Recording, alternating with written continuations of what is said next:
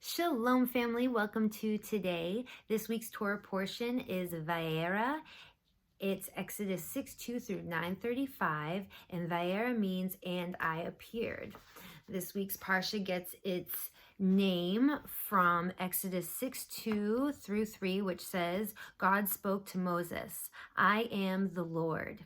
I appeared to Abraham, Isaac, and Jacob as Almighty God, although I did not make myself known to them by my holy name, the Lord. Some other main events in this week's Torah portion is Moses is very reluctant to lead the Israelites. We have the lineage cited to validate Moses and Aaron. I want to note that in last week's video, I mistakenly said that Moses and Aaron were cousins, but they are actually brothers, and Aaron is Moses's older brother. Also in this week's Torah portion, wonders were performed with a staff becoming a snake, plagues of blood, frogs, lice, flies, cattle dying, and boils.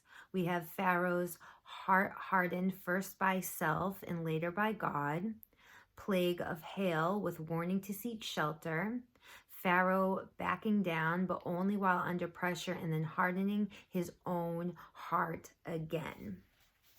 So those are some of the big time moments. And a question I ask myself every time I read through these chapters is, why does God harden Pharaoh's heart? Doesn't he want Pharaoh to change his evil ways and free the Israelites? When I asked Rabbi Google this question, I read a commentary that suggested that severe bodily discomfort can break a person's free will. God will never steal our free will. Therefore, after plaguing the Egyptians with festering boils, God hardens Pharaoh's heart so it can continue to resist.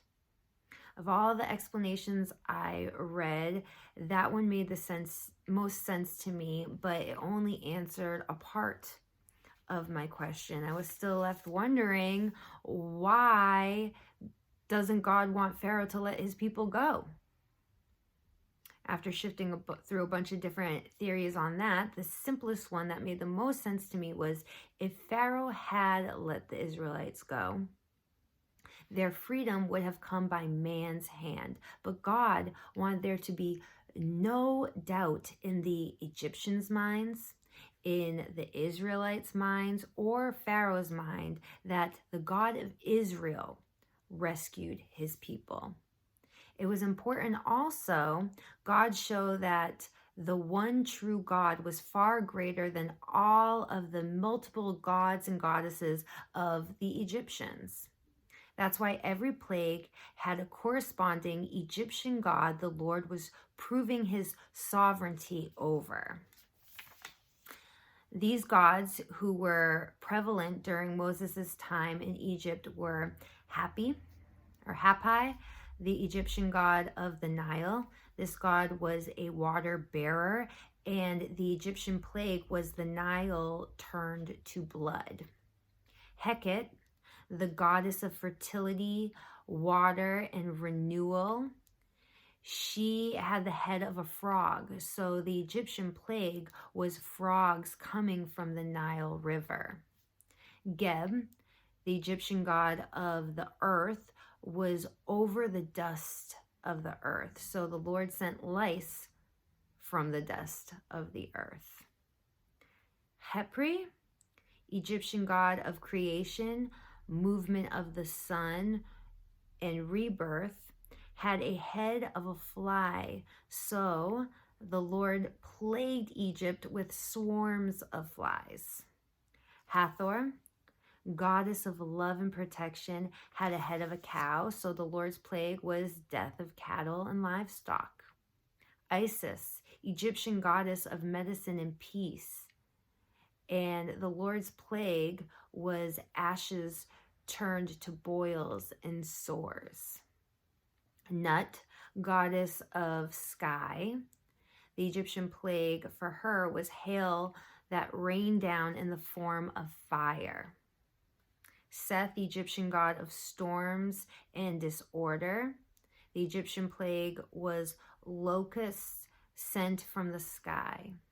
Ra, the sun god. The Egyptian plague for him was 3 days of complete darkness. And finally, Pharaoh, the ultimate power of Egypt. The plague for him was death of the firstborn, because pharaohs were always the firstborn son. So, to summarize, this week's Parsha is about a battle of wills between God and Pharaoh. We all have areas in our lives where we refuse to relinquish control to God. My prayer today is we ask God to reveal these areas in our life and help us to let go of control so we can hold tight to faith. I love you all. Have a blessed and restful Sabbath, and I'll see you next week. Shalom.